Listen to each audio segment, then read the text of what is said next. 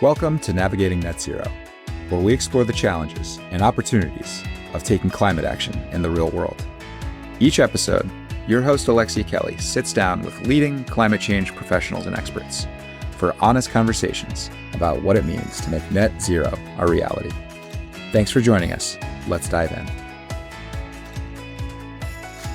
Well, good morning, afternoon, evening. Welcome to our next episode of Navigating Net Zero, where we talk about what's working, what's not, and what's next as we collectively navigate this path. I am delighted to be joined here today by one of my clean energy and climate strategy heroes, Peter Freed, who is a veteran clean energy strategist who spent more than 2 decades shaping the future of the grid and corporate clean energy. From leading energy strategy at Meta to advising companies and investors through his firm Near Horizon Group, he's driving innovation and accelerating the transition to a clean, reliable energy system. Peter, delighted to have you here today and excited to nerd out on all sorts of important conversations related to energy and how it feeds into this broader transition and moment. Well, hi. That makes 2 of us. I am also delighted to be here, and you're one of my favorite people to talk about this stuff with. So let's do it. I'm jazzed.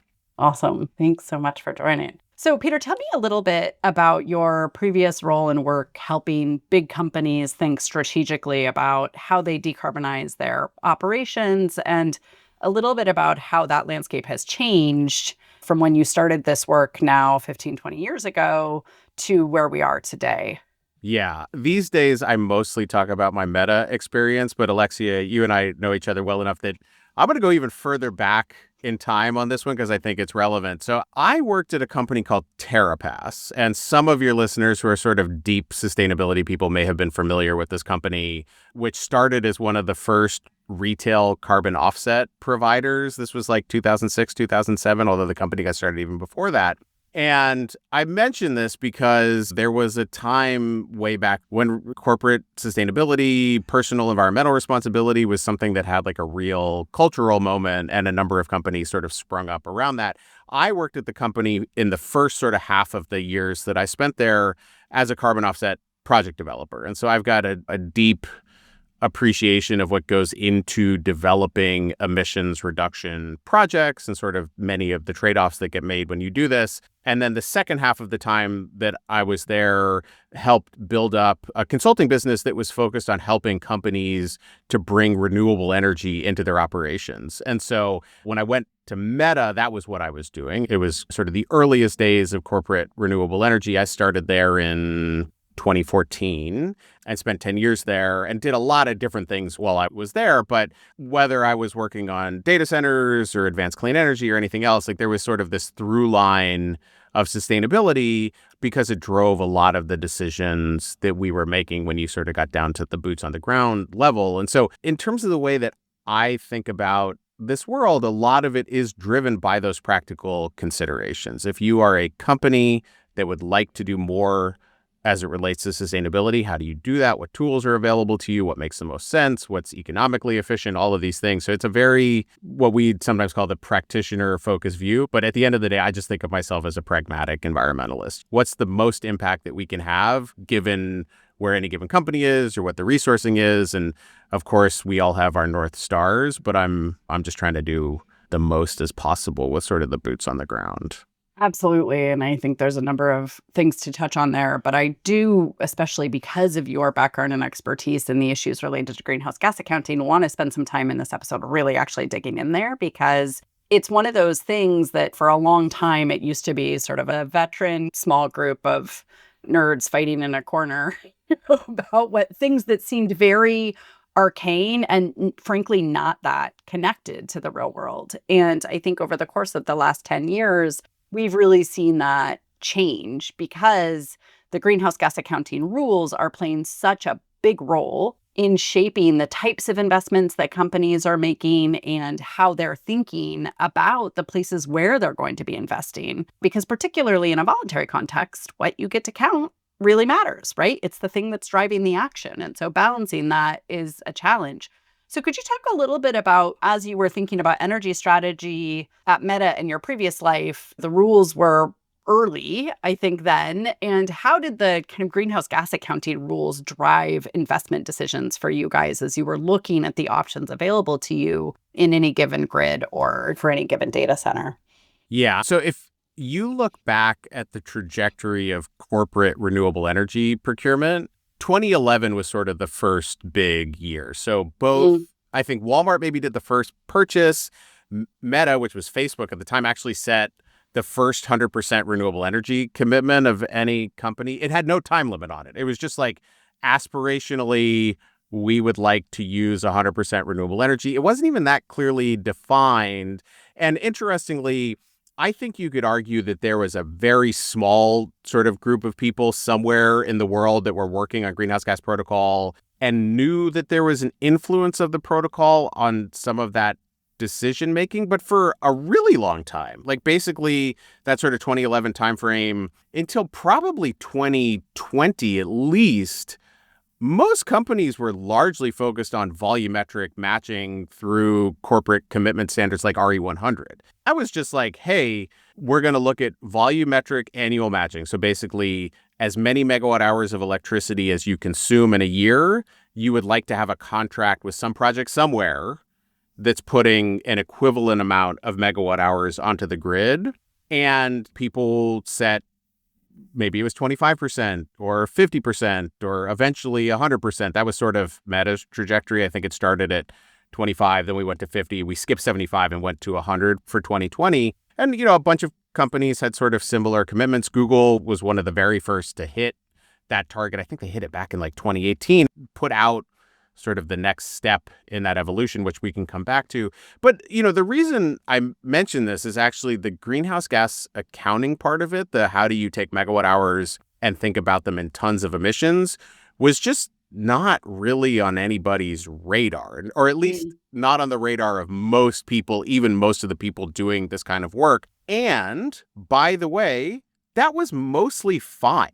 And the reason for it, there's some interesting reasons for it. So if you go back to, I think the first iteration of the Greenhouse Gas Protocol Scope 2 accounting framework was like 2008. It's been updated through time. But like the penetrations of renewable energy on the grid at the times when these initial frameworks were set were low enough that it was actually a pretty fair assumption that adding renewable energy anywhere would have a meaningful emissions reduction impact. So put another way, a megawatt hour of consumption or a REC or whatever framework you want to use, that was an okay proxy for decarbonization.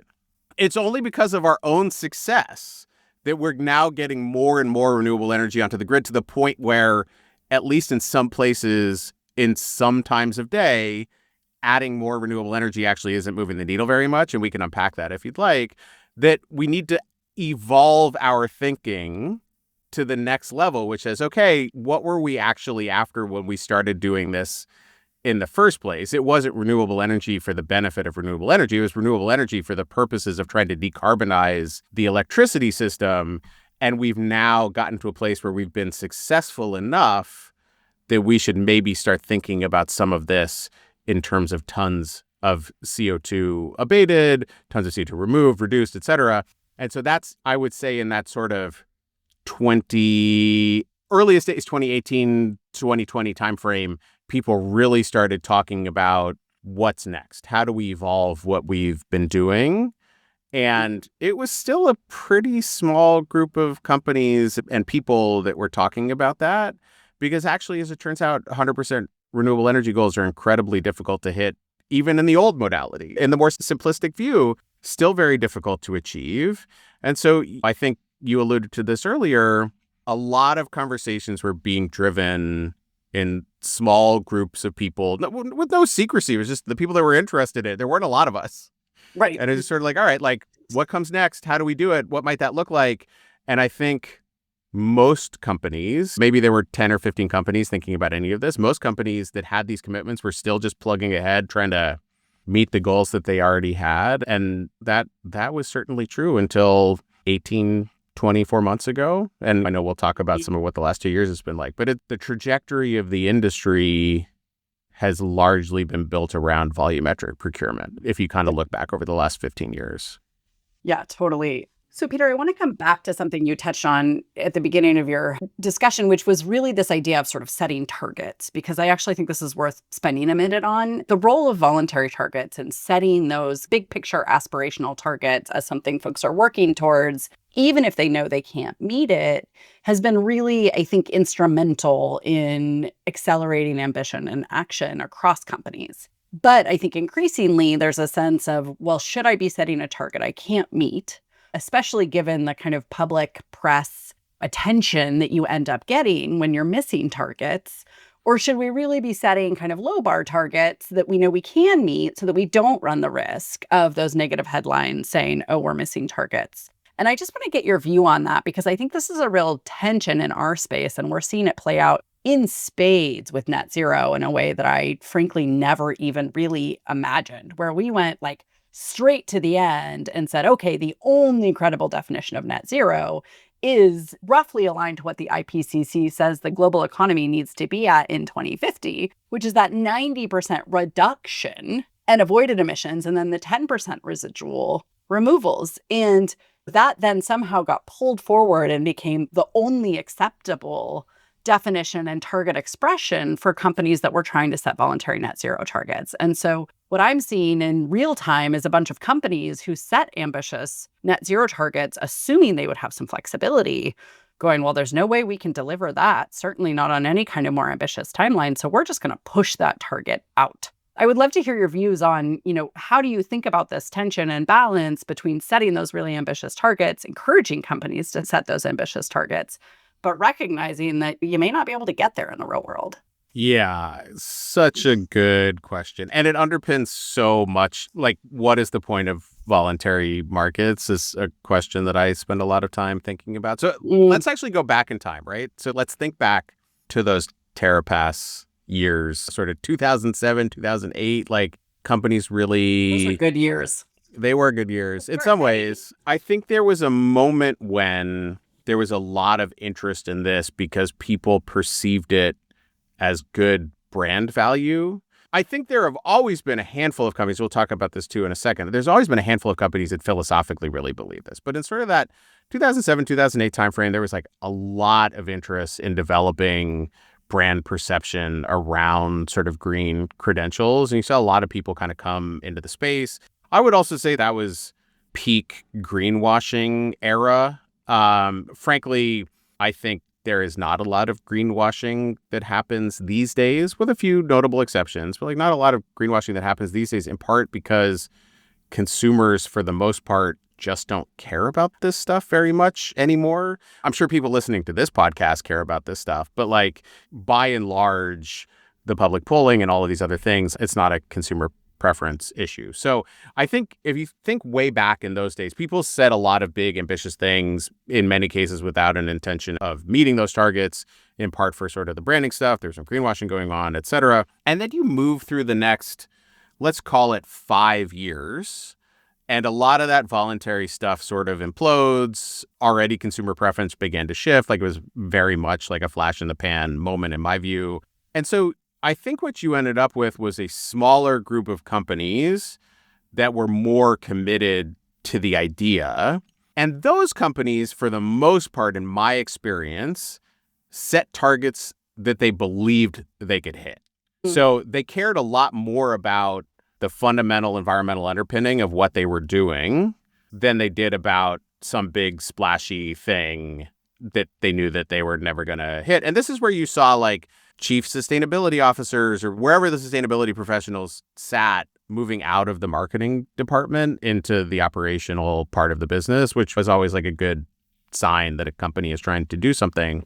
And so I think in that environment, you're going from maybe thousands of companies doing something to hundreds of companies thinking about some of this stuff. And I think one of the things that happened in that period was there were a handful of companies, particularly in the tech sector, but not exclusively, where you had these like very charismatic founders and CEOs. And I'm thinking of the Steve Jobs, of Sergey and Larry, like those folks that cared a lot about these issues. In the first instance, renewable energy, and then more generally sustainability. And so those companies really became leaders, and I think dragged the whole industry along with them in some ways, because you had the entire C-suite being like, we care about this. This is something that the company should care about, as opposed to many of the other folks that were involved where somewhere someone senior enough had allowed the company to set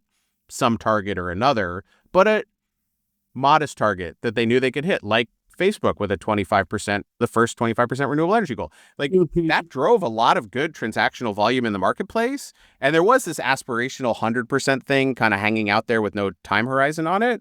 But they didn't come out of the gate with a 100% renewable energy target, because internally, the people that needed to sign off on that sort of thing said, we're not sure how you're going to hit that. And so, until that time came. So that kind of brings us up to like 2015.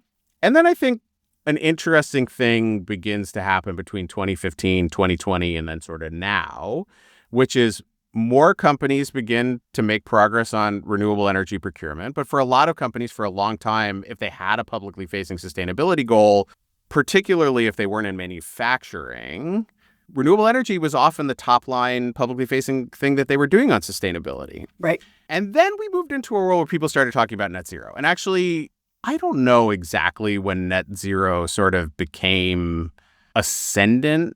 It's like 2020, 2021. I think so. I mean, that's when it was for Meta. So like, I always think like, oh, well, we hit 100% renewable energy in 2020. And so like the focus switched to net zero. And I don't know if it's for everybody, but anyway, probably. And so now all of a sudden, not only are people beginning to think about Scope 2, which is the electricity part of net zero, but they're also thinking about Scope 1, direct emissions, and Scope 3, this whole crazy value chain thing, which is a lot more complicated. And I think two additional interesting things start to happen.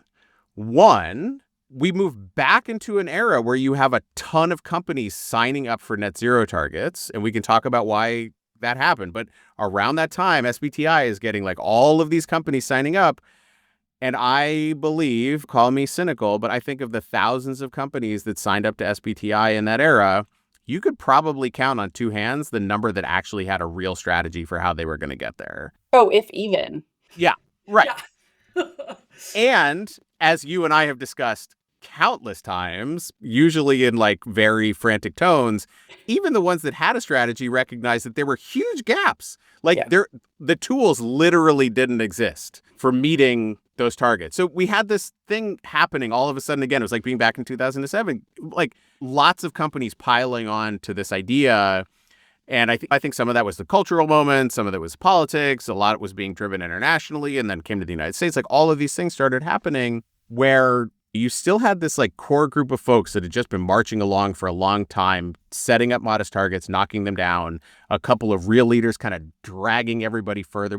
I used to talk with some of the other tech companies about like the friendly arms race on renewable energy. It was kind of like this great competition where Google had hit some milestone and then Meta would want to catch up. And then Amazon, for years, Amazon was sort of dragging behind. And now they're the biggest buyer of renewable energy in the world by like a long way. And so it's just, it was this thing that kept happening. And Apple had like a very specific philosophical approach to procurement that drove some of the, I had done a ton of work as a consultant for Apple. So when I came to Facebook, I brought some of that sort of philosophical orientation of like, let's do projects that are close to our facilities, for example, which wasn't a thing that a lot of people talked about, but what the group of us at Terra Pass that just sat around thinking about this back before there were standards for any of it were like, if you're going to build a facility somewhere and it's going to consume electricity, and then you do a project that's like really far away, sometimes that makes sense. But sometimes you could imagine a universe in which it doesn't. And that's what, so we were like, well, the easiest way right now where we don't have the tools to really account for any of this is like, let's just try and do projects relatively close to where the facilities are. Well, it turns out that ends up being like one of the underlying things that we think about now on the emission side. Not that we have to geographically co-locate, but physical distance, particularly given how the electric grid works, matters a lot in terms of like the emissions profile of some of these things. So it's just like there was that group that kind of came along the whole way. And now we've got all of these people that are focused on thinking about net zero. And you still have that core group that has been trying to drive changes in thinking in terms of how net zero is achieved. And so where does that leave us? It leaves us in a place where I think you've got a lot of companies that have set targets that aren't really sure how they're going to get there. I think from 2020 until today, it is probably fair to say that like the broader cultural climate on a bunch of this stuff has shifted meaningfully. Maybe that's the understatement of the day. I think the world looks incredibly different now than it looked then. And let's not forget that all of this is voluntary. There is no compulsion keeping companies from acting. Maybe the only real, outside of those companies where they have sort of the strong philosophical commitment coming from a founder or an executive, outside of that, most of these companies are doing it either to, be in the pack with their peers or for PR value.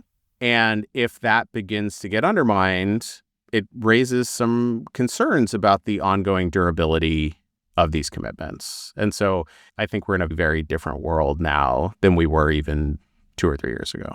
No doubt. And I think this balance of how do we continue to raise the bar? How do we continue to maximize impact and effort in a world where we all know we're falling short in terms of the speed of the transition, the scale of the transition? We're seeing direct attacks now very clearly on the supply side and on the economic side. We have not yet seen direct attacks, at least not in the US, on the demand side. And unfortunately, I think that's likely only a matter of time. And so how do we really start to circle the wagons so that as those attacks start to come, we have that kind of durable, like, yep, we're all hanging together and we're going to keep doing this. I think the benefit of renewable energy, and I'd love to get your views on this, is that the economics have changed fundamentally over the course of the last 15 years on renewable energy deployment. And we're now seeing grid scale battery and solar outbidding coal in utility RFPs, which is absolutely mind-boggling, right? So can you talk a little bit about the role of the green premium and the economics of procuring renewables over time and how that's changed and where you think that puts us relative to kind of keeping companies going full steam ahead or not? Yeah, it's interesting. I would say at the first sort of peak of corporate clean energy procurement, let's call it like 2018, that was a wonderful time to be a buyer of renewable energy. The market was relatively long. You could more or less find a project in any market that you wanted. You brought something really important to the market, which was credit, not just a willingness to pay, but saying like, hey, I have a long-term credit-worthy offtake agreement that I'm willing to sign with your project, which will allow you to go out and raise the money required to build it, which I think is something that people miss a lot. But mostly the most important thing that voluntary renewable energy procurement in this country provided to the marketplace was credit. Which we don't want to underestimate, right? Because I think for people who are not deep in the weeds on financial structuring or engineering, like they don't really understand what that means from a project finance and capital mobilization perspective. So maybe just talk for 1 minute about what do those agreements look like? Are they long-term RECs? Are they always tied to a virtual power purchase agreement? Like in terms of this mechanics of the contractual vehicles we're using and the impact that those have on the financeability of a project, I think this is really key to the heart of the debate moving forward. And I think something that's really important for people to understand and that most people don't. Yeah, I mean, so this is a little bit of a gross oversimplification, but if you think about sort of the initial boom of renewable energy deployment in the United States as being principally driven by state renewable portfolio standards, so state policy said utilities in the state need to buy a certain amount of renewable energy. Around 2013, 2014, a lot of those RPSs had been hit. Like the utilities had bought as much as they needed to buy. The political climate was shifting, and many states opted not to make them larger. And long-term procurement from a utility is about the best thing that a project can hope for. Like it's guaranteed revenue. Utilities will often contract for 20 or 25 years, like very easy. So that starts to fall off. Right about the time as we've been talking about, this new corporate voluntary interest is coming up. Well, it filled a big gap. I mean, in spite of the fact that the volume has gotten much larger through time, I think some of those early years, like 2010 to 2015, maybe the highest impact just because credit was lacking in the market. So what do we mean by that? So most companies that build renewable energy projects do not have enough money on their balance sheet to build those projects. Or if they do, it's really expensive money. And so instead, they look to a tool that has been used on building infrastructure projects in this country for a long time called project finance. And basically what that means is we're going to go get outside money, a mix of equity and debt, to help build these projects. But you can't go get equity and debt because you're a nice person.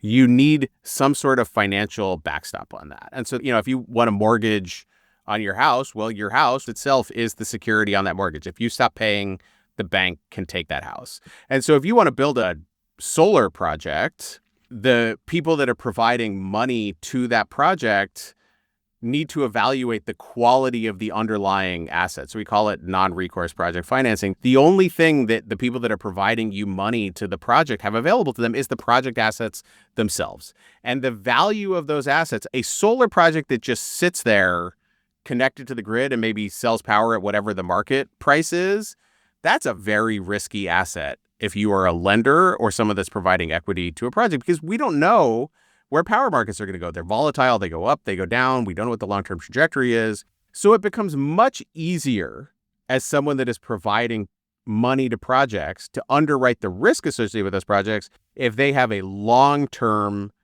offtake arrangement, as in someone is giving you a fixed price for power through time. And by the way, if someone is offering to do that for a long time, like let's say 12 or 15 years, which is typically the period of time over which you would need one of these contracts to exist to recover the money that people are giving your project, that entity that's signing that contract better have good credit, as in, they're going to pay. It's not some fly-by-night, like, oh, this is an interesting contract, but like if the market goes sideways, I'm going to leave. This is like a tech company who, even if the market goes against them, they have really good credit. We know that if everything went sideways on this project and the person that was building it ended up out of it and the financiers owned it, that those checks would continue to come. And so absent price, like the price is important, but matters less than the long-term willingness to pay of the people signing those contracts. That is what gets renewable energy projects built in the United States by and large. For a long time, it was just the utilities. And now voluntary purchasers play a big role in that. And particularly in that window, that's sort of like 2011 to 2015, 2017 window where the utilities were buying less. That was a really important bridge period. At the same time, yes, also technology prices are coming down. Solar in particular just gets cheaper and cheaper. Batteries get cheaper and cheaper. They become more competitive. And until this administration came into power, we actually had seen an interesting inversion of supply-demand dynamics in renewable energy markets. In 2018, like I said, buyer's market, it was fish in a barrel. You could have anything you wanted. By 2022, it was actually a seller's market. There was a bigger demand signal. Utilities, states had set some new RPSs. The cost was down, and so these were very competitive projects. Renewables, voluntary renewable buyers were still in the market in a big way. And so for the first time in a really long time, there was more demand than there was supply. It became a seller's market. And we actually saw prices starting to go up. And that continues to be true. Renewable energy projects have gotten more expensive through time, not because the underlying technology cost is more expensive. It's not. That continues to go down. But a mix of supply and demand dynamics, supply chain challenges coming out of COVID, some tariffs from the first Trump administration, like a variety of things had started to raise the prices of these projects. And so that's actually maybe a good thing in the long term, and prices eventually will re-equilibrate. And then we see the Trump administration where they are working to undermine the fundamental economics of these projects across a bunch of different pathways for, again, philosophical reasons that have nothing to do with economics. Like the fastest, cheapest technologies to deploy in most markets right now are probably solar plus storage. But there's lots of things you can do to make it harder to deploy those projects through policy levers by saying the Department of Fish and Wildlife will not grant you any permits, or many of the things that are happening with wind right now. So we're taking tools out of the toolbox at a time when we need a lot of tools in the toolbox. Totally. And I want to come back to the point you made just about that, the duration of your offtake. So the agreement that you have as a big company to purchase a thing for a long period of time as a very creditworthy, like someone who pays your bills, as a catalytic force in the clean energy transition. And I think also in the context of other supply chain decarbonization technologies and tools where the economics might not be as good right now, and where we know we're going to have to try some things out. So if you think about EV trucks, for example, like that's a great place where there's a big price premium. We don't have organized markets, and those long-term offtake agreements are going to enable other types of financial capital to feel comfortable coming to the table. And I just want to talk for a second about international markets, because that's also been really interesting, right? Like the role of voluntary corporate purchasing in the United States and Europe has been huge in driving what is now a very robust supply of clean, affordable, reliable, clean electricity. When we went to look at, say, Vietnam in 2012, 2013, you were not allowed to wheel, right? You weren't allowed to enter into direct offtake agreements as a corporate purchaser with a provider who was not located on your building.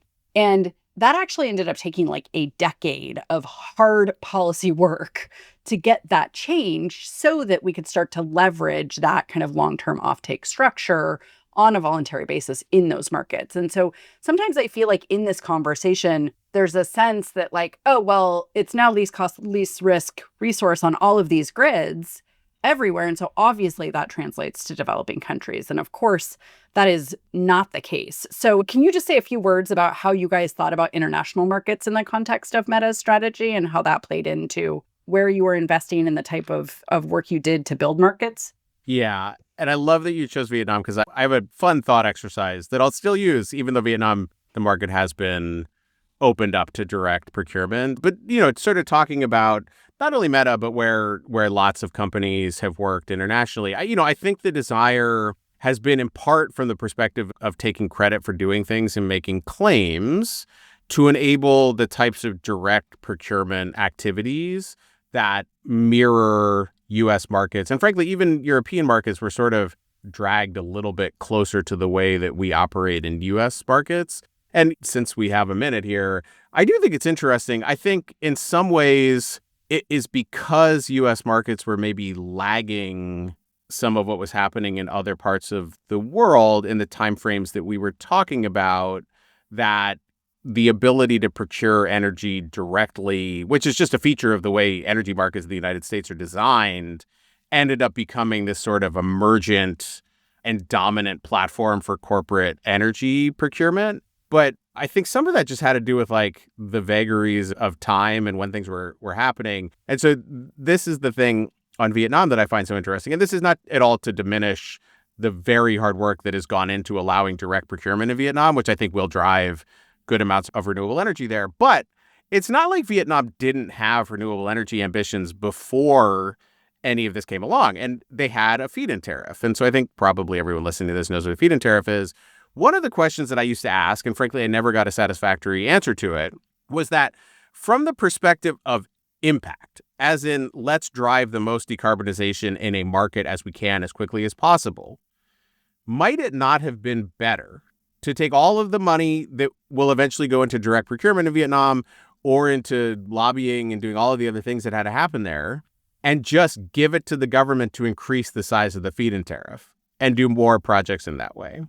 And this is difficult because, of course, how would any individual company take credit for those increases? Anything, people have thought about that, and there's maybe more ideas through time. But like 10 years ago, I just sort of started saying like, maybe we should just like cut the government of Vietnam a check and allow them to expand the feed-in tariff, because from an efficiency perspective, that probably results in like a better, faster deployment of clean energy in the country. So obviously none of this ever happened. Lots of smart people didn't think that was a good idea, but I always thought it was an interesting thing to sort of think about. And you know me well enough that you're not going to be surprised that this was something I was interested in. Just like, how do we take whatever dollars companies are going to spend and whatever limited pools they have to work on this and make sure that the impact that they're driving is the highest possible impact? Totally. And I should have anticipated that Plan C would come into the conversation.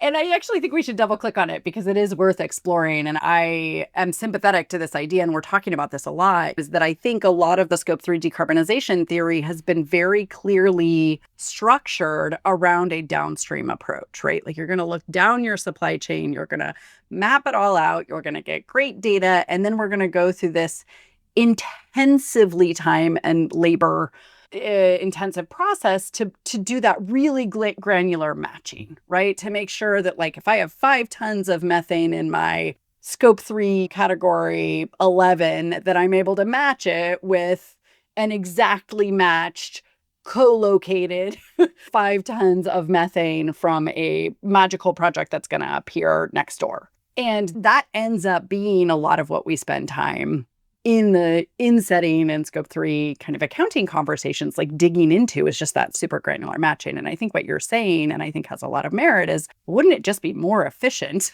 if we went upstream and focused on those large scale interventions that are going to transform the entire sector? Because if you look at what underpins the emissions of the vast majority of people's Scope 3, by and large, it's going to be between 50 and 80% electricity emissions, right? Like electricity is just, it is the most important sector we need to be focusing on from a global decarbonization perspective. And so talk a little bit about like those upstream interventions and what you see those looking like. Obviously, policy is incredibly important and is not something we are good at quantifying. But are there other things upstream that you think would make more sense to focus on than doing this like very granular matching downstream? Yeah. I mean, we could spend the rest of our time on this, so I will be brief. But, I think one of the things that I have found most interesting in the voluntary construct, voluntary corporate climate intervention, is that it has gotten so incredibly deep in the weeds. And some of that is because of exactly the reason that you mentioned, that we use these inventory-based systems. The greenhouse gas protocol inside of Scope 3 pushes you in a direction that you are spending a lot of time and effort to understand and unpack all of the little things that you have some nexus to because of you make a product or you sell something or what have you. And I feel that in many instances that results in inefficient outcomes in terms of the ways that people are intervening in climate work. And the example that I always used to give when I was at Meta is like, Meta had spent some meaningful amount of time thinking about copper mining and how to reduce emissions in copper mining. And you might wonder, like, why in the world would a tech company care anything about copper mining? And the answer is because we have copper wires inside of our data centers, a lot of it. However, Meta does not know anything about copper mining. And having wires inside of your data centers does not make you an expert in copper mining. Nor is copper mining one of the top 5 or even top 10 global contributors to emissions. And so this is the kind of thing that I, just being the person that I am, started really just be like, why? And so there's some work that I've done on this that someone can go look a little bit more on. But the gist of it is, look, we kind of know globally what the top 5 emission sources are. IPCC has been telling us this for a long time. You could use their MAC curve, you could use McKinsey's, you could use somebody else's, but it's electricity, it's buildings, it's transportation, it's agriculture. Like we kind of know. And so is there a universe in which we at least take the people acting voluntarily and saying, we appreciate the fact that you are putting time and resources into addressing these issues. What if we redirected those no fewer time and resources? Like, this is still going to be something that you have to do, or that we're going to extract the maximum possible commitment to you. But could we more efficiently direct the time and resources that they're already devoting to this to the maximization of impact? And to your point, like maybe it's electricity, right? Like maybe there is a universe in which, rather than having a Meta focused on copper mining and CFC releases because of semiconductor manufacturing, some of these other things, like what if we just took all of that money and gave it into some sort of framework that just focused on electricity decarbonization? And maybe it's electricity decarbonization, which is really specific and well-defined in a bunch of other things. So I think one of the things about the voluntary construct is that in assigning responsibility to companies. And I get it, because if you're in a voluntary construct, the companies are the most obvious throat to choke, right? Like, they have money, they have credit. You can go after them in the public arena. You can harass them if they're not doing things.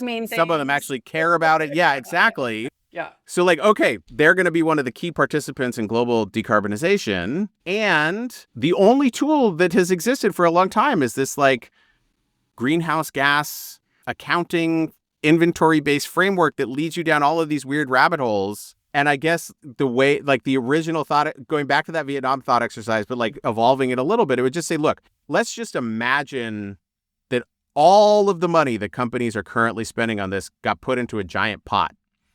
And then we went to the smartest people that think about driving global decarbonization, fighting climate change, and said, all right, how would you spend this pot of money to most efficiently fight climate change? And there is no universe in which the answer is what we're doing now. And so how do we at least try to take some steps in that direction? So that's this thing that I've spent some time thinking about over the years.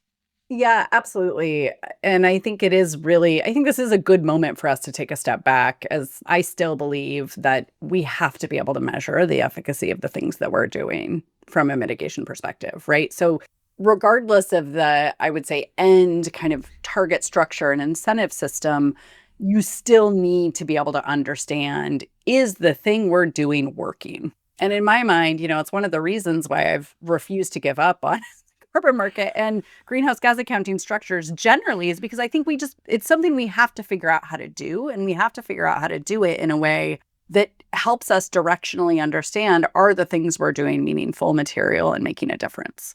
And if they're not, then we need to stop doing them. And so I think that's going to be a big part of this kind of next restructure, as we think about how do we evolve greenhouse gas accounting systems so that they are more useful and better indicators of what's working and what's not, just as we're thinking about that bigger picture strategy.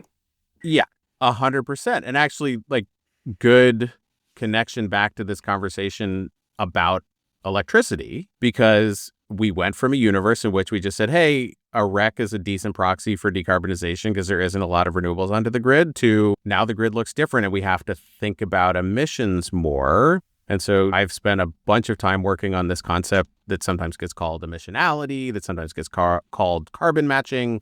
But fundamentally, it's what you're talking about. Like, how do you make sure that if you are undertaking an intervention, as in signing a contract with a renewable energy project, that's actually driving the amount of emissions reductions that you expect it to? And there's the easiest way for me to think about this is, let's say you build a new factory or a new data center or whatever in the heart of Kentucky. Still, there's a ton of coal there. It's a pretty dirty emissions factor. Like, you're causing a lot of emissions by having a load there. And if you go drop a new solar project in California and say, hey, volumetrically, I'm matched in sort of the old school RE100 approach. Well, another solar project in most parts of California isn't going to move the needle at all, because we already have a ton of solar in California. Like, in the hours when that project is generating, the marginal emissions of the grid are probably at zero. So you adding another solar project just means you're offsetting zero. And so we now have enough data that we can look at that for the entire country. In fact, the entire world at this point. We have at least some decent level of data that says in any given hour or over any given period, we have a pretty good sense for the unit that you would be moving off of the grid by building a new renewable energy project. And so as a result, you can say as a minimum baseline, we're going to make sure that the emissions caused by consuming electricity in place A are balanced or matched by the emissions that you are avoiding in place B through one or more project interventions. Again, my perspective is that should be the minimum bar. So like, if Meta wants to continue with a geographic matching approach, great. If you want to say like, hey, I'm only going to do things that are down the block from my facility because I really care about local pollution impacts, super, really important stuff, by all means. But as a minimum bar, if the thing we are talking about is decarbonization, we should be speaking in the language of carbon.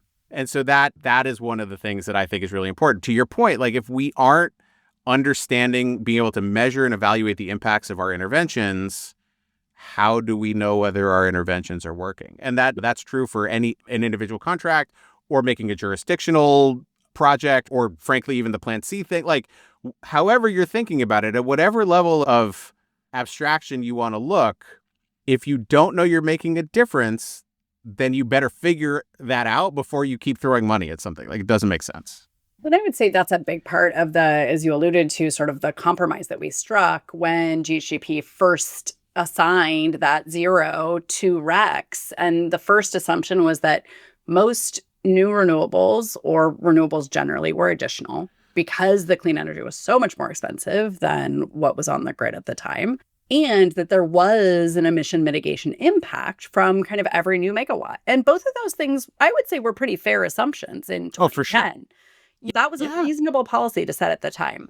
I actually authored a paper explaining why RECs are not offsets, in part because offsets do require that more granular assessment of additionality and a more granular calculation of the emissions impact of your intervention. And I think that's an area where hopefully we'll be coming together a little more. You and I think are one of the few people who have feet in both the greenhouse gas accounting kind of carbon market world and how they think about these methodologies from that perspective and how this has been treated in corporate greenhouse gas inventory accounting. And those are they're different. They're highly related, but they're sort of fundamentally different approaches. And my hope is that over the next couple of years, we can really come together around that more granular system you're talking about, where we're really able to identify and do a better job of quantifying the impact, the GHG impact of the interventions that we're putting on the grid, e.g. new renewables or retiring old capacity, because that's going to be a huge nut we're going to have to crack in emerging markets who just built these enormous fleets of coal-fired power plants in Asia, right? Like there's all sorts of stuff that has a useful life of another 40 years that we're going to have to figure out.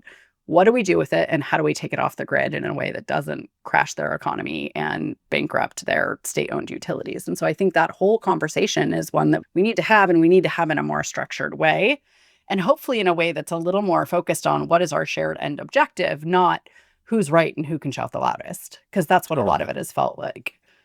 Well, and frankly, like, I am the first to admit that these are still imperfect tools. They've always been imperfect. They've always been proxy. From REC is equal to 0 emissions as a proxy for a bunch of things. These are also proxies. Like one of the things, not to get too deep in the weeds here, but one of the things that comes up with carbon matching is like, well, the grid changes through time. And also like the interventions that you make on the basis of those interventions actually contribute to the grid changing. So like, how do you think about that? I'm like, well, look, like, yes, and it's really hard to figure out. Someday, AI is going to build us a full digital twin of the grid. And by the way, like, this is something people are actively working on right now. Maybe in that day, I will be able to know how an individual electron flows from a given project related to my, when those tools exist, let's adopt those tools. I think one of the things that happens that drives me absolutely crazy about the sustainability industry as a whole, and you and I have talked about this a lot, is like we let perfect be the enemy of the good all the time. And so what I used to say about carbon matching was like, I think the team that I had at Meta was a really bright group of people. They spent 2 years looking at all of the different options that were available, talking to experts, talking to academics, talking to project developers, and reached the conclusion that based on the information that was available today, carbon matching was the best approach for the company. I would always follow that by saying, if someone brings us a better approach tomorrow, that will be the approach that we choose. But, I think, and again, we don't have to get too deep in the weeds here, there have been a variety of pretty hot conversations about what the right approach is to greenhouse gas accounting for electricity consumption, to the point where lots of really brilliant people that I wish were spending more time like figuring out how to change the system are aggressively debating each other about this approach or that approach or whatever. And I think that's a little bit too bad because we have really big fish to fry. And in the present moment, I do think you miss a little bit of the forest for the trees. Like, people are coming after companies for a wide variety of social reasons. To your earlier point, like, no one's focused on net zero yet, but that playbook of things to come after companies about is really long. Like, maybe they just haven't hit that page yet. And by the way, I know of a number of renewable energy transactions that have happened in the voluntary market over the last 6 or 9 months that companies have chosen not to speak about. Like, if brand value is part of that equation for you, maybe not all of it, but part of it, that can't go on forever. Like, how long before your finance group is like, we're going to do this and not even talk about it? Like, no way. Yeah. And so I worry, and maybe this brings us full circle to what we started talking about. I worry that we are spending so much time in the weeds of like what project counts and what project doesn't count, that we are missing the possibility that companies are going to stop doing this at all. Right. And that is much more concerning because this still plays a really important role in sort of making markets continue. And that's something that is actually the thing that keeps me up at night, much more than this carbon accounting approach or that carbon accounting approach. Absolutely here. And I think keeping the leaders in the swift boat is going to be an incredibly important part of navigating this transition and making sure that they're staying the course. I do, before we close, want to talk just for a minute about AI, because I know you do a lot of work and thinking on this topic. And I'm just curious to hear your reflections on how do you think AI is playing into kind of our decarbonization journey, and where do you see it helping and where do you see it hurting as we sort of move into this interesting next phase of our lives here? Yeah, I think the hurting, or at least sort of the impact in the consumption bucket, is the most obvious, right? So we need to build a lot of computers in order to do all of this stuff. Those computers go into data centers. They use an incredible amount of power. I think everybody has seen these public things of just how much power it is. But it used to be that data centers used as much power as like a small city. Now it's like New York, like some of these projects will be as big from a power, both physically, like Mark Zuckerberg posted that thing of one of these data centers like overlaid on Manhattan, which was insane. But also the power draw is like the entire metropolitan area. Like, it's not small.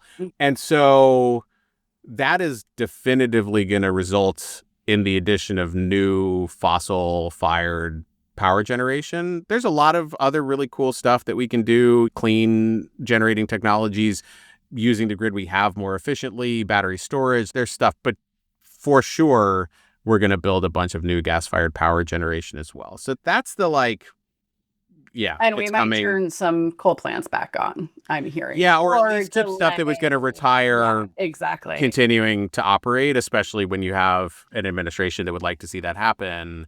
Now, the flip side is, where are the benefits? And I think we are so early in the trajectory of this technology. And I live right in the heart of Silicon Valley, and I talk to I am very bullish AI as a technology class. I think it is going to be as transformative as the internet, maybe more transformative. And so I think there will be a lot of potential upside here. So one example that we were just talking about is we'll have a full digital twin of the grid. What is a digital twin? A digital twin means we will have a real-time model that shows the flows of every electron in the United States that will be enabled by AI within the next couple of years, for sure. And that will allow us to do all kinds of really interesting things related to electricity. There's a bunch of some of the earliest things that people get excited about with AI are material science. Many of these technological advances that we're seeing with solar and storage and some of these other things have to do with material science and chemistry. We will see changes there. Even before this new generation AI, Meta had this really cool project called the Open Catalyst Project with Carnegie Mellon University, where basically they were using more traditional machine learning techniques to rapidly model effective battery catalysts. So basically the chemistry inside of the batteries to make them work better. And it was the kind of thing where it used to take a scientist a couple of weeks to get through the modeling on one new chemistry. And this thing was running I'm making these numbers up, but directionally they're right, 10,000 different catalysts in an afternoon. And that was pre-generative stuff. So I think that there's a lot of cool and interesting things coming, and maybe in ways that we don't immediately think of, that will have really good impacts on the ways in which we deploy clean energy. But I also think it's a little bit too early to say it's going to be this or that. So I think we can know pretty definitively what the negative side of the ledger is. It's more fossil generation. And I believe that the positive side of the ledger is going to be pretty big, but I also think we don't quite know what it's going to be yet. Yeah, and it actually really calls into question for me. I mean, so many, we could talk for another 2 hours about this, but the role of carbon management, as we're like, people are, they're just, it's all full steam ahead, get as much capacity on the grid as fast as we possibly can as we're in this kind of early stages of the AI arms race. What's your view on the role of carbon capture and storage for these assets that are either going to run a lot longer than they were supposed to or are brand new, right? So natural gas, it's not going away, unfortunately. Yep. Just say a couple words about that. I'm curious what you're thinking.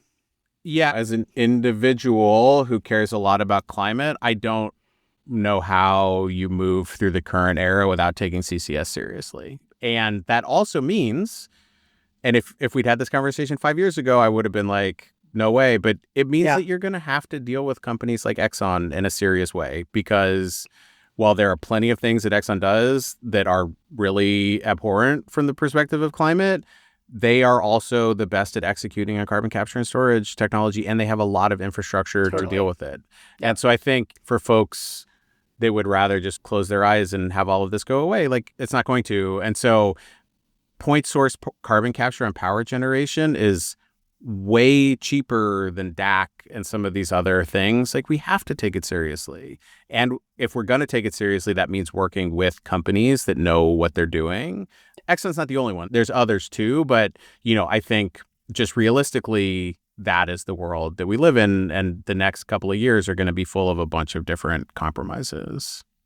No doubt. Well, Peter, as always, I have loved swimming through the messy middle here with you. Thank you for all the work you do and your smarts and just intellectual rigor and principled pragmatism. That's always my highest compliment I can pay to another environmentalist, is that principled, pragmatic approach. And I think you bring it to the table in spades. So thank you so much for joining me here today. And I look forward to speaking again soon.